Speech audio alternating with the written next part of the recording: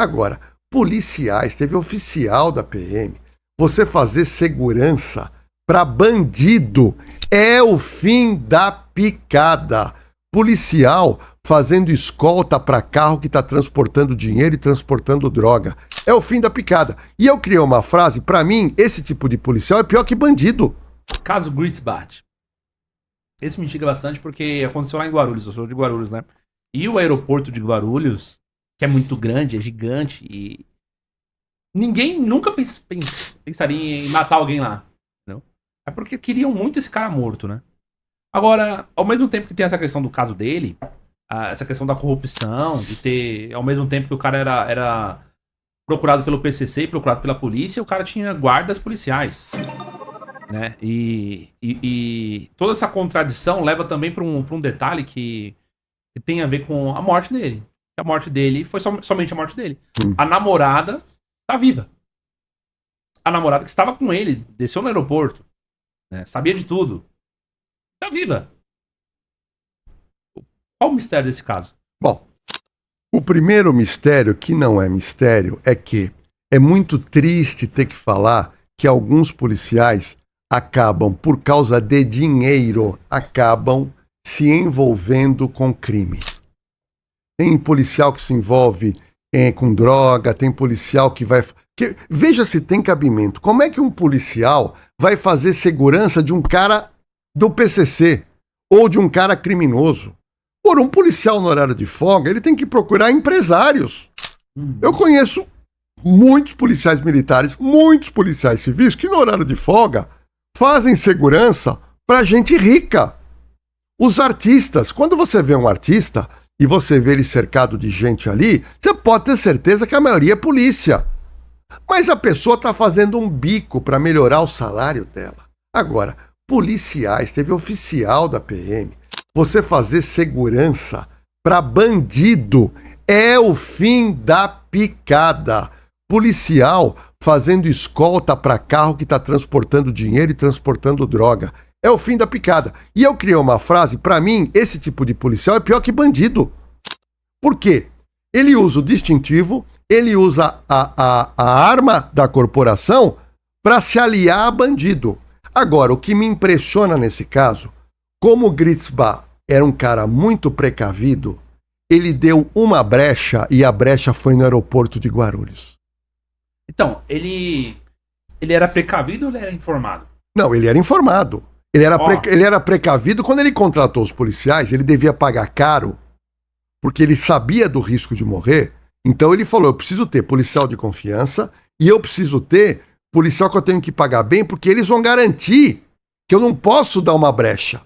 Só que a brecha surgiu. Tipo assim, aonde ele vai? Ele tem que saber, esse aeroporto não, esse aeroporto sim. Sim, não, e outra coisa, o policial vagabundo, ele tem acesso aos computadores da polícia, ele tem acesso ao rádio da polícia, ele tem acesso às conversas em delegacia ou batalhão. Então é muito complicado quando você tem dentro da corporação gente jogando dos dois lados. Ele tem a informação que ele precisava. Agora, o que me impressionou foi a audácia desses policiais em cometer um assassinato no maior aeroporto do Brasil, que tem câmera em tudo quanto é lugar. Eles acreditavam que eles poderiam sair impunes. A investigação não foi fácil, certo, porque eles utilizaram de todas as artimanhas policiais para não serem reconhecidos. E em questão de detalhes, e a Polícia Civil de São Paulo, quando ela tem mais tempo para tratar de um caso, realmente os caras vão a fundo e vai chegar. E chegaram. Então, foi uma tristeza você ver policiais envolvidos. E ele teve, na realidade, ele pagou o preço de você se envolver com um bandido. Só para você ter uma noção, Júnior, no meu programa Operação de Risco, normalmente o meu repórter que está acompanhando, ele sempre pergunta quando o cara é preso, o cara que vende droga, quanto é que você ganha por dia? E eu já ouvi... Cara da biqueira? Da biqueira. A gente sempre pergunta, quanto é que você ganha? Porque o povo quer saber. O povo quer saber. Não é quanto é que você ganha por dia? Porque o trabalho é duro, hein? 12 horas. Eles assumem o posto, recebem a carga de droga e tem as regras para eles trabalharem, mas as pessoas querem saber. Então a gente tem ouvido lá que ganha por dia R$150. O quê? R$150 por dia. Mas aí eu já ouvi 200, já ouvi 300, e eu já ouvi garoto que vende droga mais cara que fala que ganha R$ 500 por dia. E por que eu estou contando isso para você? Porque o dinheiro faz com que a pessoa comece a pensar o diabinho. O dinheiro vem o diabinho. Ah, não, eu vou vender aqui, eu tomo cuidado. Pô, R$ 300 por dia, eu posso fazer isso, eu posso comprar aquilo. E todo mundo pensa, é aguçado pelo diabinho. Todo policial, todo fiscal, juiz, é aguçado. E aí você tem que ter o quê? A postura, a firmeza, a ética, a honestidade de falar, não, eu não vou entrar, né? Eu não vou pôr minha mão nessa cumbuca.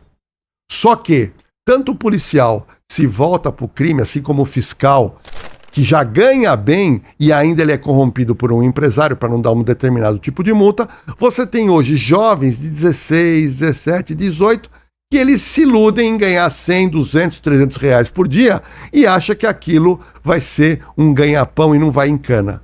Isso são as ilusões do dinheiro, viu, Júnior? Caraca, velho. Então, por R$ 150 ao dia, você consegue contratar um cara pra trabalhar na biqueira. Consegue. Que na realidade é todo mundo daquela região. Só para você ter uma noção, pouca gente sabe, nós temos hoje no Brasil 88 facções criminosas. 88. As pessoas pensam que é 10, 15, são 88. O PCC, Comando Vermelho, eles criaram há pouco tempo um negócio empresarial muito interessante. Eles criaram a franquia e a microfranquia do tráfico. Então o que eles fazem? Eles pegam determinadas áreas que são grandes e eles delimitam aquela área e falam o seguinte: você quer comprar essa área para você vender drogas? O cara fala, quanto é que é? Se for uma área um pouco maior, é uma franquia. Tá brincando, cara. Se for uma área um pouco menor, é uma microfranquia. Você quer comprar essa área? Você quer comprar para você atuar? Só você vai vender aqui. Então eu te dou o direito, você vai ser parceiro nosso, franqueador do crime. Então essa área é sua. É delimitado no mapa. Bom, o que o franqueado tem direito? Falou, nós vamos te fornecer droga todo dia. Nós te oferecemos também, se você quiser, segurança. Nós temos departamento jurídico se você for preso. Então tudo certinho. Só que você tem que ser honesto. Você vai receber a carga, você paga a gente todo dia e ok. E aí naquela determinada região é feita essa venda. Numa região menor, eles chamam de microfranquia. E com isso, eles vão organizando. Então, naquele lugar, ninguém mais pode vender.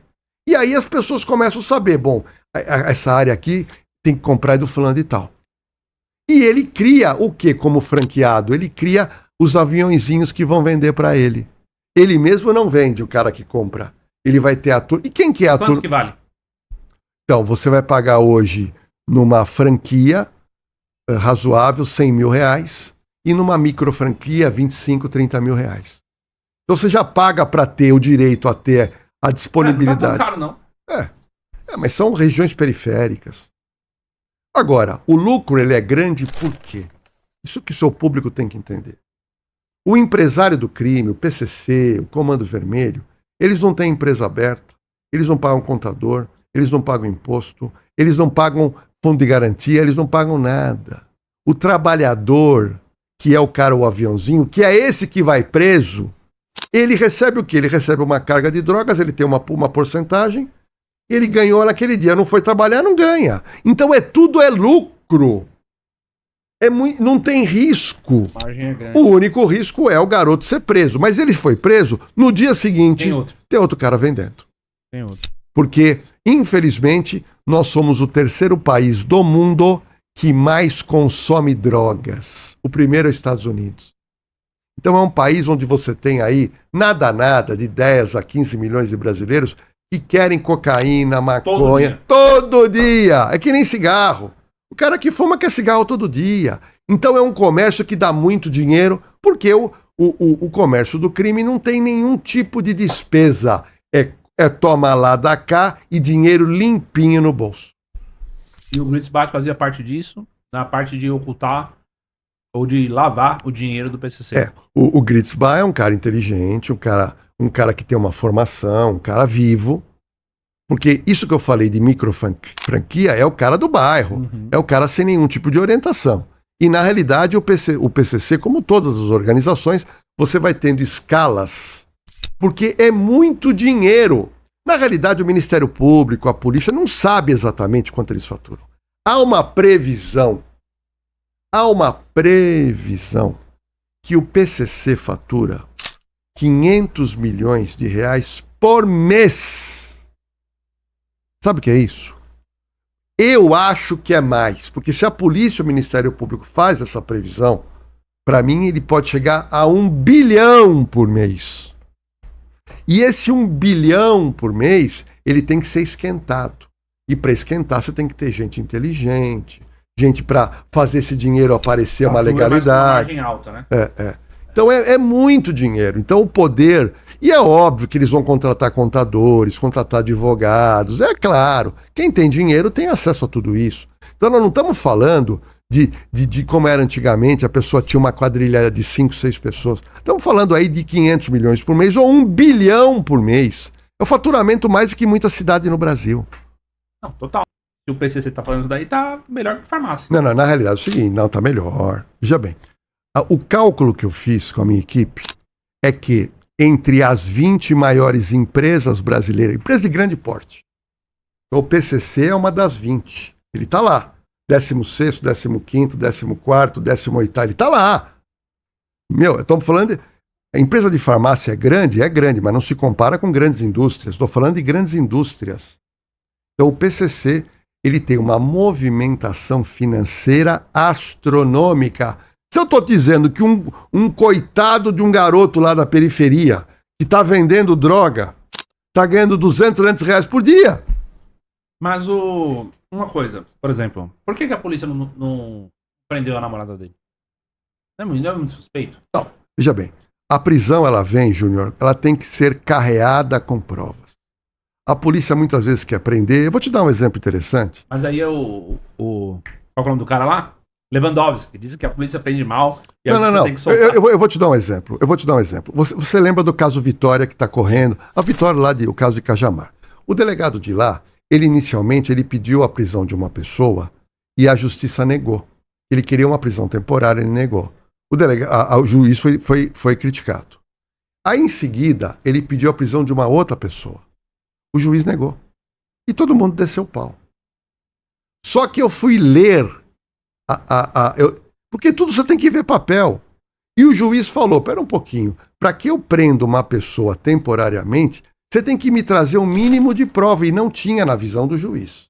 Aí o delegado pediu a terceira prisão. O juiz entendeu que era cabível. Prendeu o Michael, e o Michael está preso até hoje. Eu até acompanhei a audiência dele dia 18, coloquei na cena do crime, que aconteceu na audiência. Agora, e se os outros dois tivessem sido presos, eles não são culpados? Você entendeu? Então o juiz, muitas vezes o delegado pede, mas o juiz fala, não, pera um pouquinho. Eu não encontrei aqui subsídio, me arruma mais prova para que eu possa prender. Entendeu? Então, quando a justiça nega, negou e acabou. Não tem que se discutir, tem que se cumprir. Sim, mas o que eu tô querendo dizer, porque eu acho que é o seguinte, e se ela sabia? E se ela soubesse que o cara ia morrer? Porque a cena é muito estranha. Desce no aeroporto, sai caminhando. Aí tá todo mundo lá cercado de segurança. Do nada, ela tira o celular, fica pra trás. O cara vai indo lá pra frente, ela fica pra trás. E ela tá mexendo no celular de cabeça baixa. Bem na hora, o cara recebe um tiro na cara. Pá! E é apagado dentro do aeroporto. As câmeras filmaram tudo. Sim, sim. A reação dela foi o quê? Continuar. Entendeu? Ali, a cena é muito marcante, que tipo, é como se ela tivesse deixado o cara ir na frente, vai ele na frente, fica ele, né, isolado, eu fico pra trás, abaixo a cabeça pra não ver e fico conversando com uma amiga, mensagem, ô amigo, cheguei, não sei o que e tal. Isso, em nenhum momento, inclusive ela teve, depois disso, uma reação assim, de tipo, de espanto, nada disso. Me pareceu, acima de tudo, que ela pode ser tão cúmplice quanto ele. Então, mas você falou uma palavrinha que é a palavrinha que o juiz não gosta, é o C. O EC. Eu vou te dar um exemplo muito interessante para você entender. eu trabalhava como delegado. Então, eu estou apurando um crime, estou com um suspeito. Intimei o suspeito. O suspeito vem com o advogado. Ele senta aqui, uma mesa, delegado e o suspeito. E eu começo a entrevistá-lo. E ele está negando, ele nega, ele tem álibi. Mas eu, com a minha experiência de analisar os sinais corporais dessa pessoa, mais o tom de voz, eu já faço uma dedução certeira que ele é culpado. Diante de todos os fatos apresentados, você acha que a mulher dele sabia que ele iria ser morto? Você acha que ela tem envolvimento? Qual é a sua opinião sobre os fatos? Deixe nos comentários. Eu tenho certeza. Só que tem um detalhe. Ele arruma 2 álibis. Você vai em cima do álibi, o álibi confirma. Não tem uma imagem de câmera de segurança. Não tem nada. Então eu não posso, no final do inquérito, chegar para o juiz e falar assim, olha, eu sou delegado de polícia experiente, eu tenho certeza que é ele. Só que eu não tenho prova. E o juiz trabalha numa balança, colocando provas e indícios ali, até essa balança pesar para você poder condenar. Então eu tive muitos casos em que eu interrogava, ouvia declarações do suspeito, e em dado momento eu percebia que eu não conseguia prova. Principalmente na minha época, que não tinha câmera, celular era o início do celular. Então, pode ser, Júnior, que tenha acontecido isso.